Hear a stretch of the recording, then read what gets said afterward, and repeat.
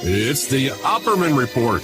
Join digital forensic investigator and PI Ed Opperman for an in-depth discussion of conspiracy theories, strategy of New World Order resistance, high-profile court cases in the news, and interviews with expert guests and authors on these topics and more. It's the Opperman Report. And now, here is investigator Ed Opperman. Okay, welcome to the Opperman Report. I'm your host, private investigator Ed Opperman. You can find me at Opperman Investigations and Digital Forensic Consulting. Just email me directly at Opperman Investigations. We're still redoing the Opperman, website, the PI website. So just email me directly, OppermanInvestigations@gmail.com. I'm really excited about our guest today, Dakota V. Adams. And he's a volunteer firefighter, some kind of volunteer firefighter up, I believe, in Montana. And he's the son of Stewart Rhodes, who is the founder of the Oath Keepers. And I believe Stewart Rhodes right now is under indictment. I think he's even testifying for the prosecution in the whole January 6th thing. Mr. Dakota V. Adams, did I get that right? Montana and volunteer fireman? Yes, you did. I'm with a rural volunteer service area up here, where I work construction in the previous Oath Keepers headquarters valley in the Tobacco Valley of northwest Montana. Very nice. Tell us about yourself. Who is Dakota V. Adams? Oh, Dakota V. Adams is somebody who thinks of himself as a very regular dude, and then at random, when his family pops up in the headlines, is reminded that he's had an inconveniently eventful life. And people can find you on Twitter at Dakota V. Adams. And off the air, too, you were telling me that your mom is working on a book. First of all, she's got a blog called That Girl Tasha at blogspot.com. But she's also working on a book pretty much about the same topic. Yeah, she's working on a book about her relationship with my father from the early days when he was a valet parker in Las Vegas, all the way through his involvement with Ron Paul's political campaign and the founding of Oath Keepers and the creation of the private army that would eventually be involved in the January 6th insurrection. Fascinating. Where was he a valet parker? What hotel? What property? Oh, I can't remember the hotel off the top of my head, which is terrible because I've heard the name a million times over. Whichever one it was, there were hotel employees that brought their rifles to work during the Rodney King riots and staged up on the roof. Get out of here. It was one of those. Okay, I wasn't even aware of that. That's interesting. Well, let's get into that whole thing there. The Stewart Rhodes. First, let's start with this. Who are the Oath Keepers today? What's the story about the Oath Keepers? Well, the Oath Keepers today have changed fairly dramatically from the beginning as a supposedly nonpartisan veterans constitutionalist organization founded in the aftermath of the Ron Paul movement coming unglued in 2009 and everyone being afraid of Obama gun control. And while obviously there is a right-leaning tendency that's pretty heavy there from the beginning, Ron Paul libertarians tended to be in many ways more moderate than standard Republicans. There were a fair degree of people that were crossover members or involved on the periphery of Oath Keepers at least that were Occupy Wall Street Democrats, essentially, that came in under this kind of libertarian movement big tent. And it was over time that Oath Keepers began to drift more and more rightwards politically, become more fervently partisan, dive deeper into the conspiracy theory, and eventually become a militia organization instead of a veterans constitutionalist nonprofit. And today what we have left are basically the Oath Keepers in operation are effectively cells of what was previously the national level organization that are thoroughly intermixed with the Proud Boys and the militia big tent movement called the Three Percenters that you see a lot of on the news. Right, and now am I wrong to assume that a lot of the memberships of these groups overlap? You'll have a guy who's a Proud Boy and an Oath Keeper and a 1 percenter, 3 percenter. It's called 3 percenter, right? Almost always with the 3 percenters. 3 percenters are, and that was Mike Vanderboe's movement that was meant to be a armed, hardline pro Second Amendment.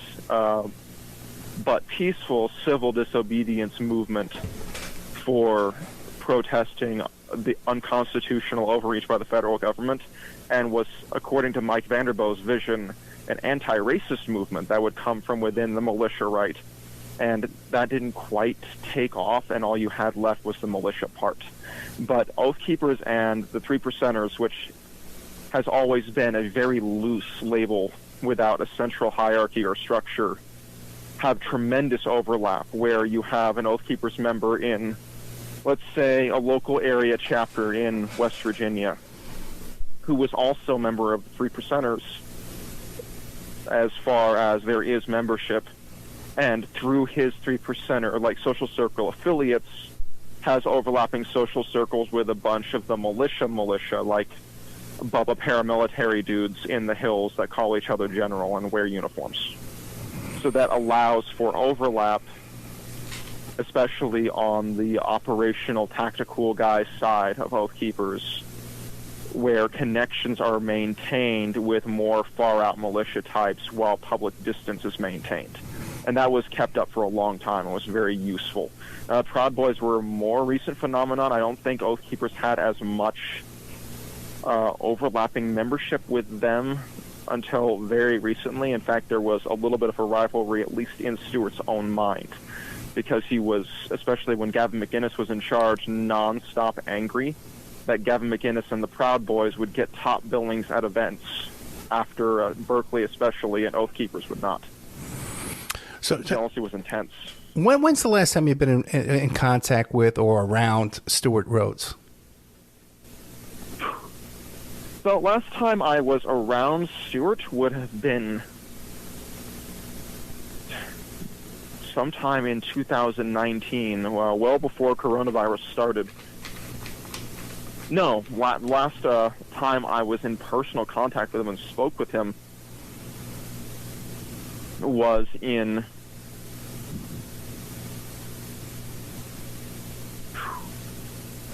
2019 or 2020, when people were beginning to freak out about coronavirus in a big way. For the first time, when it was beginning to become a major concern, and he paid some delinquent child support in barter with a Mormon cannery food storage, and that was because the end of the country was coming through coronavirus. And beyond that, it's been sporadic text communication that I have not answered. Oh, really? Okay. Now, so he wants to reach out to you. He wants to reach out to me, but only...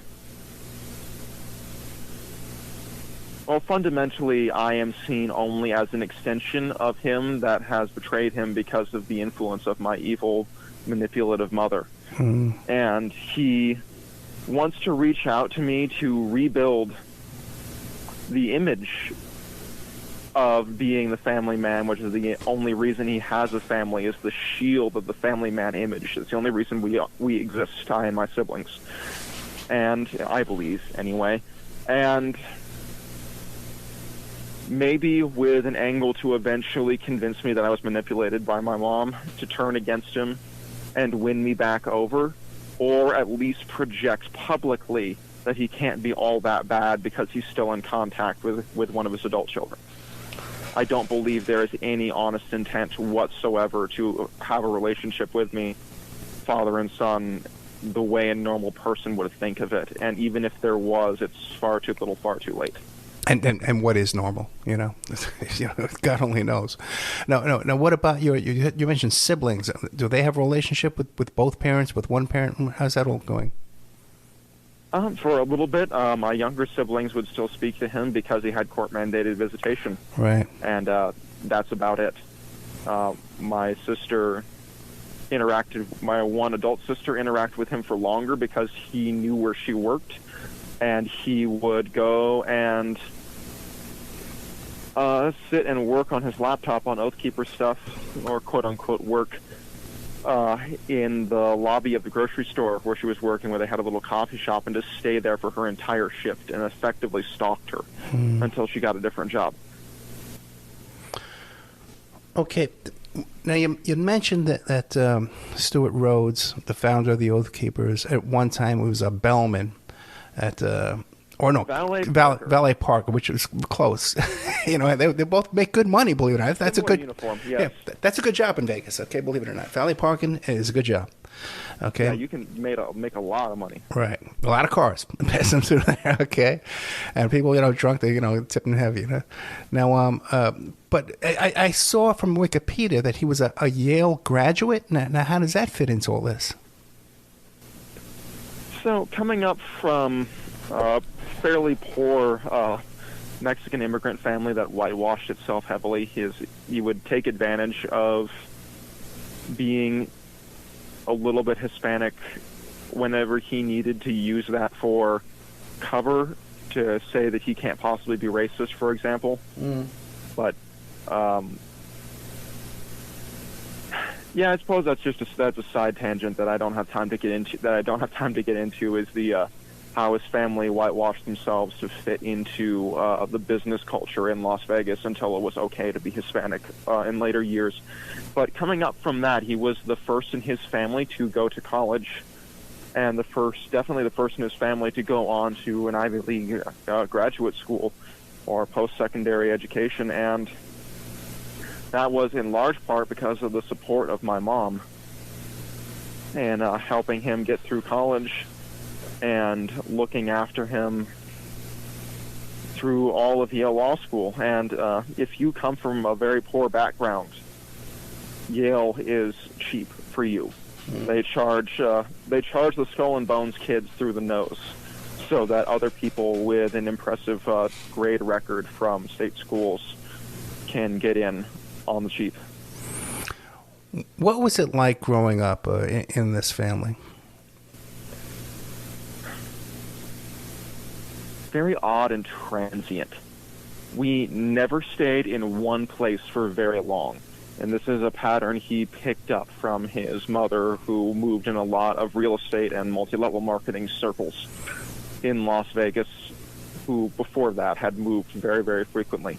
We would very rarely stay in any one place longer than 2 years, and we would bounce back and forth between wherever we were and Las Vegas very frequently. But we were never anywhere long enough to put down roots. And we very rarely interacted with outside people. And at first, like when I was a young child, this was mostly just a function of moving a lot, but as Stewart started to get involved in Oath Keepers, it became an operational security thing where we had to carefully monitor and police our conversations with outsiders, even inside the Patriot movement or inside like Republican or Ron Paul aligned conservative political events, so that we would not accidentally reveal any information that could hurt the family. Everything was about keeping up appearances and maintaining silence about our home lives so nobody could tell that anything was awry. And some of that are legitimate concerns, right? Because like even up there at Bundy Ranch, they were pulling guns on each other. Like the 3%ers and the Oath Keepers were pulling guns on each other over this whole rumor about the drone strike, right?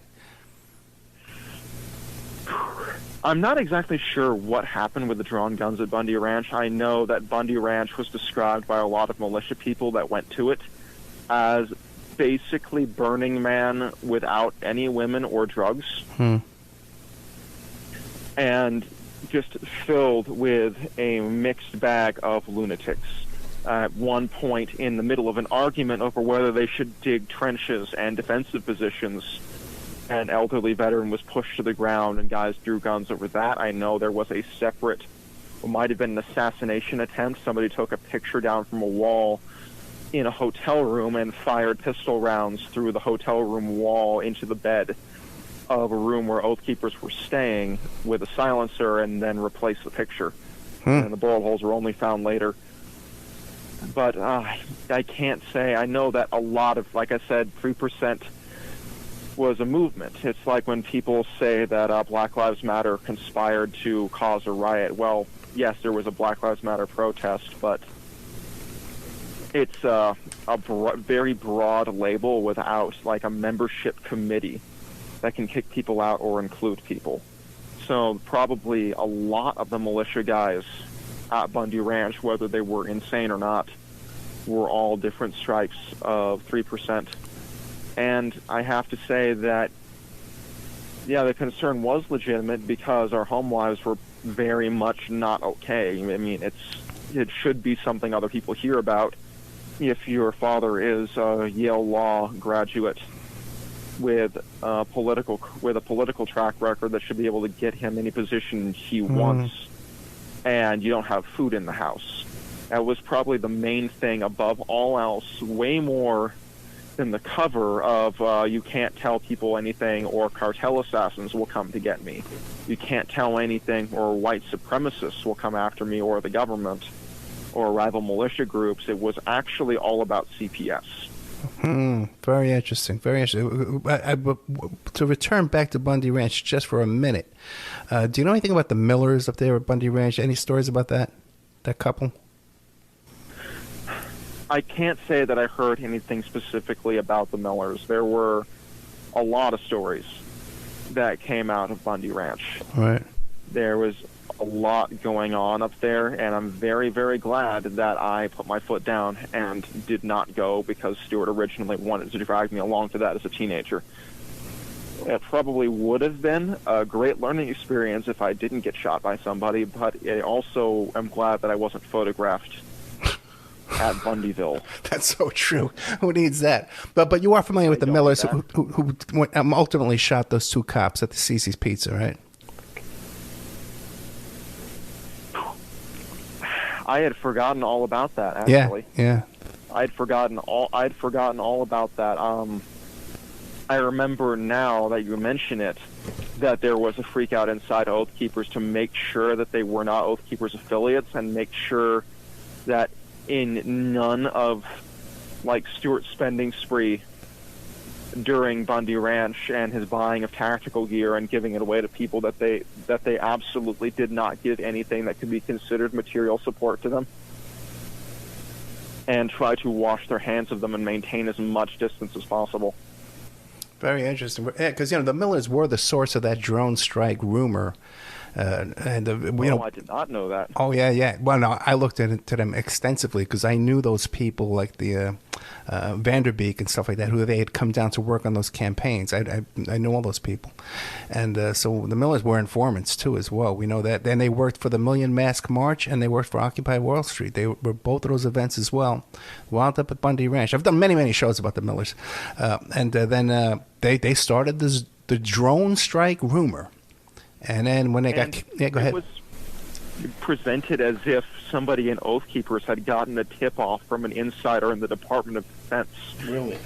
It was the version that I heard Stewart repeating. So if that's what they were going with, and then it originated with these people, then that means they were not vetting their sources very thoroughly and were jumping at rumors. Well, you would hear all these wild stories that they thought that there were divisions of supports coming over the desert with horses and motorcycles, and ATVs. Like backup was coming. They're just bizarre rumors going on. And then later on, we heard that so many informants and FBI agents and undercover agents and all kind of folks up there pretty much running the show, But we'll have to have you come back and just get into all that one day, just because there's just so much to delve into that. There is a whole lot of story about the militia movement and its complicated relationship with its federal informants. Yes. Right. And then what is your personal experience with all that? Because now you grew up right in the middle of all that. The fear of informants was omnipresent. Right. And always. Informants always. Anybody could be an informant, and I have had some really suspicious interactions with people that I genuinely believe actually were, and this is one of these is a case that I can say my mom really looked into and found the receipts on, which was somebody who very likely was an informant who was placed pretty highly in Oath Keepers.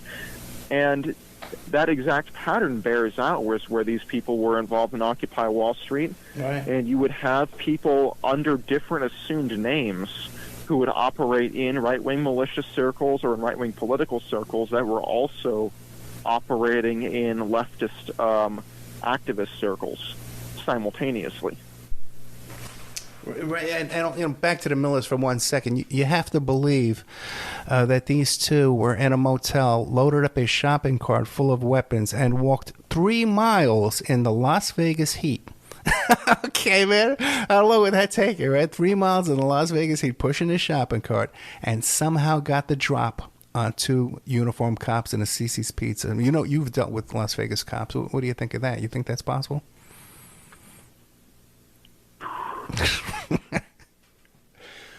I don't know. Anybody can be caught unaware. I mean, how many hours a year do Las Vegas cops train? Yeah, well, that's true too. But they are very aggressive and on edge. Now you said that you didn't have money for food in the house. How could that be? They must have, the head of the Oath Keepers must have been bringing in a lot of dues and funds and appearance money, all kind of stuff, right?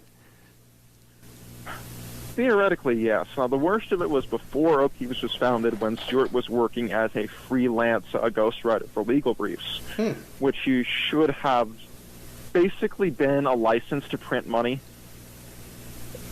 Like, imagine getting, like, your preferred whale client pays you off the top $80 to $100 an hour, and you can get as much $40 an hour work as you possibly want from other clients, just to fill out your schedule to the maximum degree possible if you so choose, in like 2011, 2012 money, so before our current inflation bite.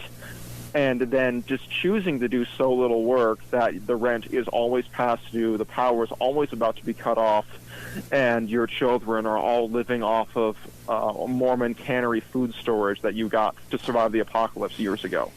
The children are living off of literally only apple chips and oatmeal for weeks on end without anything else, because you just don't feel like working that much. I can't imagine making that decision. And he was working for he was working for lawyers in Vegas. Who were these lawyers he was working for? Yeah, working for lawyers in Vegas. Really? Ghostwriting legal briefs, you don't actually have to be part of the Nevada bar. Right. You just have to be a lawyer. So he didn't have to pass the bar, and he didn't have to be employed by a real firm. He could just work freelance for as many clients as he so chose, and he chose the absolute minimum to not be homeless. Now, growing up, you talk about this stuff, they're waiting for the apocalypse, the storing food, all this. Growing up, did you buy into that? Did you believe that? Absolutely. Wow. It terrified me and ruined my childhood. I actually, like, people talk about, I miss the carefree days when I was a child and I didn't have all this adult responsibility. You know what growing up felt like to me? Growing up felt like being able to move off the railroad tracks and avoid the oncoming train instead of being stuck there.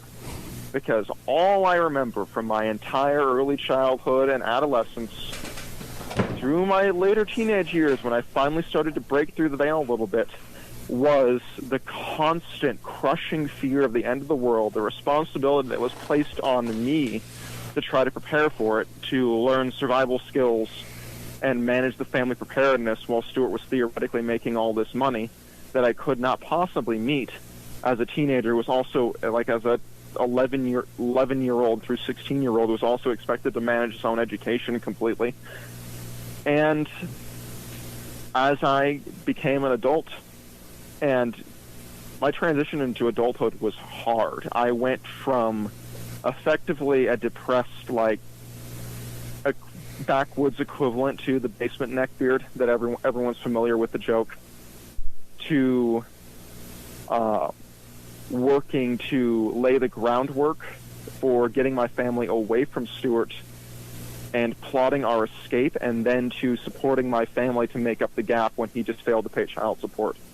And that transition from huddled up 4chan neat in a corner in a trailer somewhere to the responsibility of being a breadwinner for a whole family and managing this incredibly stressful life was less mentally draining and less stressful than the ever-present threat of the end of the world that I lived under every day of my childhood. It was a release. And in fact, instead of being constantly afraid of, like, someone just bombed Egypt, the Muslim Brotherhood is going to start rattling sabers to declare war against some paramilitary group, and it's going to flare up, and that's the spark the New World Order is going to use to begin the global economic crash, and every single news headline is a herald of the coming end that I can't do anything about. Being $500 short on the rent money while you're working minimum wage and delivering firewood is not such a big deal compared to that, and it's fixable. Being able to actively do things to save yourself from a bad situation instead of just sitting there biting your nails and trying to distract yourself from your inevitable death at the hands of a death squad or a biological agent or a nuclear explosion or what have you, so much less overbearing on your mind. Since you've been talking about this publicly, what do his supporters say? Hey, man, dude, this is not the way to raise your kids. This is not the way to live. You're a lazy bum. Has he any repercussions from you coming forward and talking about this childhood? Not as such. He had lost gradually a lot of supporters over the years, where Oath Keepers was beginning to dwindle, and kind of his connection with Oath Keepers was beginning to break down under the friction of people having to deal with him to get anything done in the organization. Because as a classic narcissist, everything had to flow through Stewart, all command and control, all decision-making, all logistics. And as a lazy person, he put the brakes on everything. So because of that dynamic, Oath Keepers had been bleeding membership slowly and had chaotic turnover in all of the higher level leadership positions for years. Then, following January 6th, he bled a lot of support from people who came to the not unreasonable conclusion that he was a federal informant that had laid a trap for Trump supporters and co-conspiracy with Enrico Tarrio to make everyone look bad. But even after we left and my mom filed for divorce and the SPLC published the restraining order that she filed for and everything else, I would talk with Oath Keepers people in a parking lot that were still in touch with him. We would have a whole conversation about Stewart that covers a lot of what we covered here on this call. And then these people would go and tell Stewart to call his children because he needed to talk to his kids more often. Like, the conclusion they came away with was Stewart needs to make more of an effort to be an active father, even knowing what he was like. And that's just how it is, that the people that are still Stewart supporters are the people that were not turned off by his behavior beforehand, which was in itself pretty egregious, and his mismanagement was pretty egregious, and to protect the movement and prop up the Oath Keepers brand and mission, they're perfectly willing to overlook this too. How was he then able to rise to the leadership and build this big organization? Does he have a lot of personal charisma? He's got a traveling preacher's charisma. Gotcha. And he's got an extensive childhood education in, I'd say, chicanery, from his mother's many church organizations that served as feed-ins for multi-level marketing and real estate, that many of which turned out to be outright scams, that she was always just on the fringes of enough to collect money but not be criminally charged. So that's what he came up through. And dating back to childhood, he has had this kind of weird image of himself. Like somewhere my mom has note pages from like an oath to himself, this solemnly swearing on his family's honor to stand up for America that he wrote when he was 15 in a very grandiose, self-important voice. So I think he's always that, and his paranoia when he was very young, and my mom was just beginning to date him, that the government was monitoring him as a valet parker in Las Vegas for no reason at all. He's always believed that he was going to be someone important in American history. He's got this, I almost want to say, Mormon idea of being like an important, almost holy figure. A prophet, like a prophet, right? Yeah, they're basically filling the same spot culturally as a prophet in the American story. And he was going to find a way upward based on his charisma and all of the resume padding that he could possibly pull off to make himself into something important, and then he would follow the path of least resistance from there, as long as it fed into his important figure, perhaps even savior of America narrative. I got to tell you, man, your analysis of all this is freaking brilliant, man. You spent a lot of time thinking about this, but do you have any kind of formal training in this kind of analysis? Absolutely not. I'm got 2 semesters down in community college, and and some emergency services certifications, and that's literally all the education that I have, except for self-directed unschooling. Okay, now that didn't go very well. What faith did your family grow up in? Did you have a faith? Believed in God? Christian? None of the above. Really? No. So my mom's background is Mormon. My uncle was a bishop in his ward in Los Angeles until he retired. Her whole family was very Mormon. Stewart had been, I believe, baptized Mormon while his grandmother was church hopping. But we were raised fairly agnostic, and we're just kind of culturally Mormon because Mormons have a large degree of interface with Republican politics and with the prepper culture. So just like by osmosis. Gotcha. I'd say that is the religion we absorbed the most of. One more quick question. Your mom, does she do interviews? Yes, she does. Oh, I'd love to interview your mom. You got to hook me up, man. This is incredible. Oh no, you would love being on the phone with my mom. She interviews much better than I do. No, I'm gonna have you back too, man. Okay, if you'll come back, I'm gonna have you back. This is great stuff. Now, what about growing up? Now, this is pretty intense stuff, man. Like you said before, this is pretty intense. The end of the world's right around the corner, and my dad's gonna fix it. Pretty much, right? My God, I can always 4 to 18 months away. The economic collapse and the UN takeover and all of it. Right. Now, what about in the home personal abuse? If you're living with a megalomaniac that thinks he can solve the world's problems, he must have been micromanaging everything going on in the home. Absolutely, he would either ignore everything and everyone just kind of went around him while he stayed cloistered away in a bedroom, or he would be absolutely up in everyone's business, kind of like unpredictably like a weather pattern.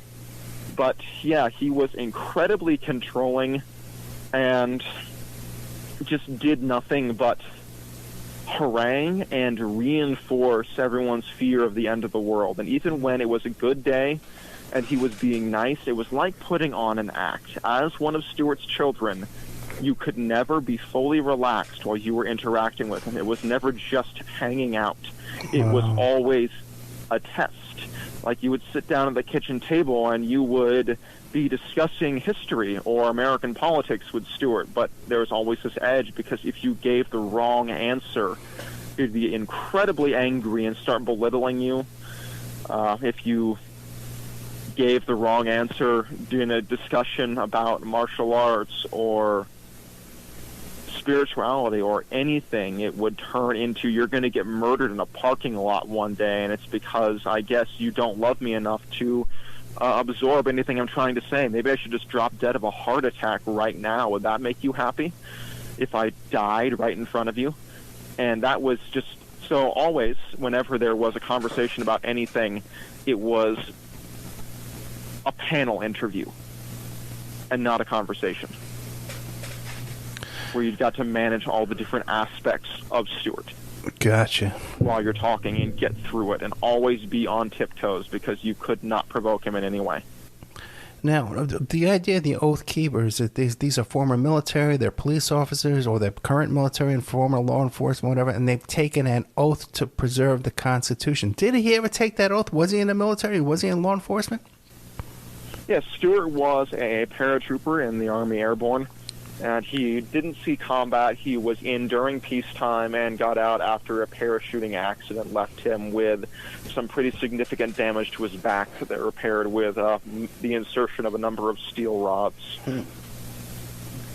So after getting out of the Army and through parking cars is when he started to get into politics, and was on Ron Paul's congressional staff, and through that into Oath Keepers, and rolling all that together, Ron Paul's congressional staff, his Yale law degree, disabled veteran paratrooper, and constitutional law papers rolled up together, created the resume that gave him the gravity to conjure Oath Keepers up out of the bits and pieces of the Ron Paul movement. Gotcha, and it looks good. Looks good on paper. It does look good, you know? It looks brilliant on paper until you're stuck in a house with him when he's pointing a loaded gun at the head of a dog and threatening to kill it. Yeah, you were telling me that off the air. Tell the audience about the stories about pointing the guns at the dogs and stuff like that. Yeah, he was careful about pointing guns at people. Like, that didn't happen.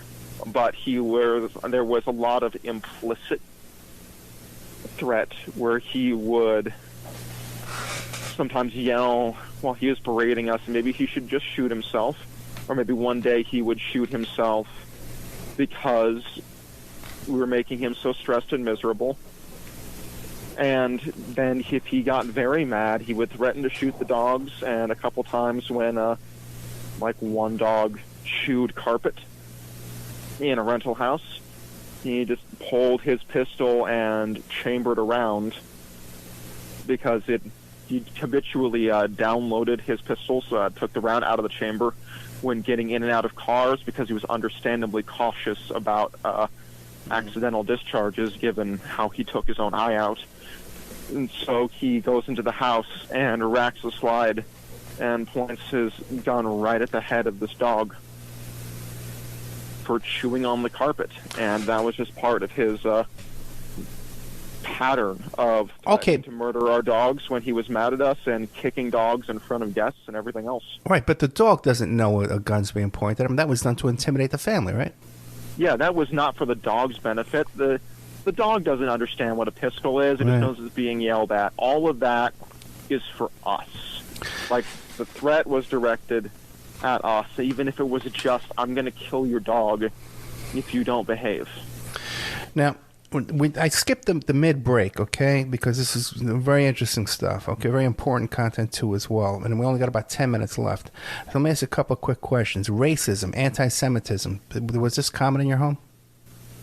No. In fact, it's part of Stewart's personal mythology, and this is where the hypocrisy really starts to set in with his associations, but it's part of Stewart's personal mythology that he is, and I'm going to paraphrase slightly for radio, the most deadly threat to white supremacists worldwide. And this isn't just in front of the cameras talk.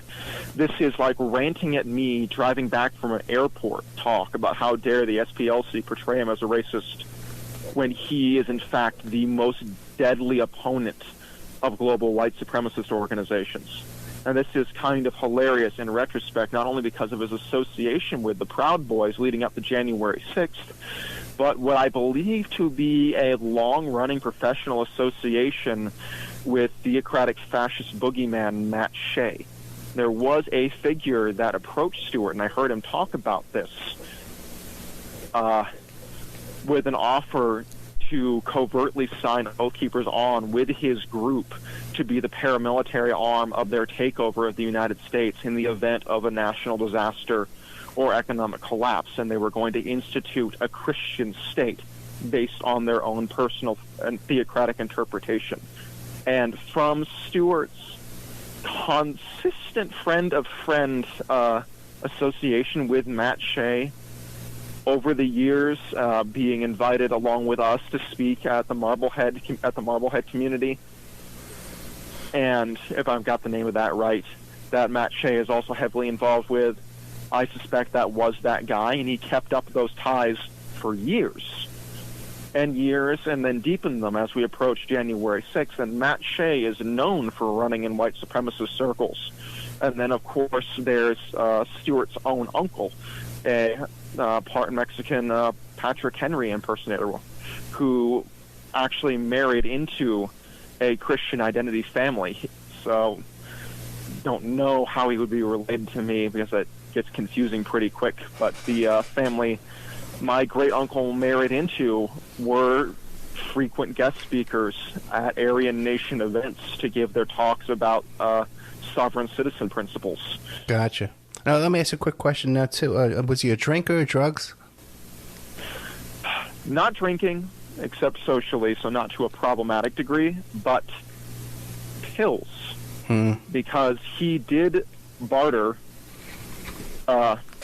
This funny story. One of the only times I ever went to the dentist as a child, he bartered dental care for his children and a bunch of painkillers for our prepper stash in exchange for tactical training in the desert. So I went and got all my fillings done by this weirdo dentist in a desert compound. And we came home with these huge boxes of, I believe, hydrocodones. If I'm remembering correctly, they could have been the other kind of hydro that I can't recall the name of. You know, like Oxycontin, or I know what you're talking about. Anyway, they were opiates, opiate painkillers. Yeah, huge bottles of opiates, and especially after Bundy Ranch, when all of the fallout from Stewart's decision to pull Oath Keepers back to the perimeter because of that drone strike rumor came home to roost, and following what I believe to be a fairly hostile FBI interview at the Applebee's in the next city down in Kalispell after the Sugar Pine Mine standoff, he went into a fairly deep depression and consumed around 6 enormous bottles of hydros in a few months. He would sleep for 14 hours a day, pee in bottles, come downstairs and scream at everyone for about 2 hours straight. Leave a trail of body odor through the house that was so bad that you could tell where he'd been in a room, and almost retrace his steps by following the trail of rank stank.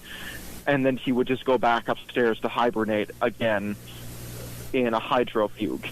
And this went on until he exhausted the supply of pills. And that was supposed to be buried in a mountainside somewhere ahead of the collapse in case you had to do, like, backwoods surgery.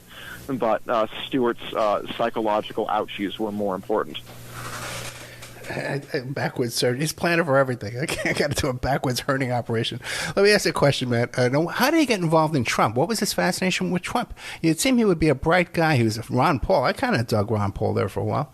Oh, couldn't he see right through Trump? Shouldn't he see right through Trump as a con man? You know. Well, here's the thing.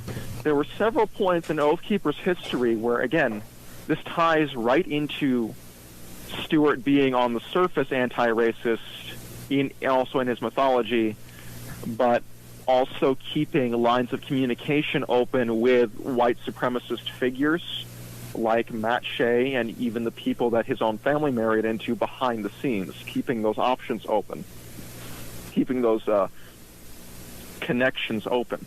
And there were a few points where, depending on the course of events, Oath Keepers could have taken different tacks. There was a plan for the founding of Oath Keepers if Romney had been president or John McCain, where if there was a Republican president, there was a plan for Oath Keepers that would have catered more to centrists and liberals as a constitutionalist nonprofit for a check on government power, and instead it ended up focusing a lot on Obama and gun control and the evil leftists because of the way things shook out. There was an open letter schooling Trump on the Constitution, in Stewart's own words, that he had been working on leading up to the election, where Oath Keepers was going to spend the Trump administration being a watchdog that would be looking over Trump's shoulder and calling him out on unconstitutional activities or any like authoritarian thought from and seeing generally through the glitz and glamour and the memes and seeing that there was some dangerous rhetoric going around in Trump's campaign. And that got thrown out the window because of Stewart's personal fear that Hillary Clinton being elected would mean that he was going to be indicted for Bundy Ranch-related charges. He was actually planning on taking an Oath Keepers force to Washington, D.C. for the 2016 inauguration to protect the inauguration in case it was attacked by leftist militias in an attempt to disrupt it, but he was worried that the New World Order would use that as an excuse to pull off a false flag attack and to start the Civil War then anyway, so he ended up telling his guys to stay home. That's the level of delusion and self-importance we're talking about. And after that point, the potential path to profit and continued relevance for Oath Keepers that he saw in being the watchdog over Trump's shoulder that would call him out on his actions when they were unconstitutional just didn't shake out. Like, the money and popularity wasn't there, at least not initially, and the path of least resistance was to become increasingly pro-Trump and lean into a generally conservative membership basis, suspicion of all things like BLM and Antifa going forward. And over time, he would just trend more and more that way until leading up to 2020, when he was still terrified that a Democrat winning would mean that he would be indicted over Bundy Ranch-related charges, and he doubled down on trying to keep Trump in the White House. Does he believe the election was stolen? I genuinely don't know at this point. He's probably convinced himself. If he was looking at it with an open mind, I believe, with his basic level of critical thinking and his training in the law, he would be able to see through the veil on all the lawsuits and Rudy Giuliani's double talk and everything else. I mean, this is a guy who once wrote blog posts eviscerating Tucker Carlson. Like, he's got the capacity to criticize Republicans and see through their nonsense, but he just probably chose to not exercise it. So I think if you put him to a lie detector test that actually worked in prison right now, he would believe with near 100% certainty that the election was stolen. Okay, now we're past out of time. Okay, we're just going on. I know. But a couple of quick questions. Okay, really quick. Q, does he believe Q, or is he just using it? I believe he's just using it. Oath Keepers was involved in one of the very first QAnon flare-ups. That was the guy who found bones in the Arizona desert and spun that into the whole tale of child trafficking. The pedo camps? Yes. Yeah, I interviewed those people who lived at that camp. Yeah, I interviewed those people. That was a whole... we can go on for hours on that, too. Okay, then let's move on from that for a second real quick. Now, right now he is cooperating with the feds. What's going on right now? I don't have any information that he's cooperating with the feds. If you've heard that, then you're more up-to-date than I am. No, I have not. I'm just wondering what's going on, because I know he's under indictment, right, for sedition. Yes, he's seditious conspiracy. He's named as one of the ringleaders in the Oath Keepers side of the seditious conspiracy. And his links with Roger Stone are becoming more and more apparent as the evidence starts to come to light. I think he's going to go to trial. I think he will cooperate and turn state's evidence only if it looks so bad that he can no longer see a way clear.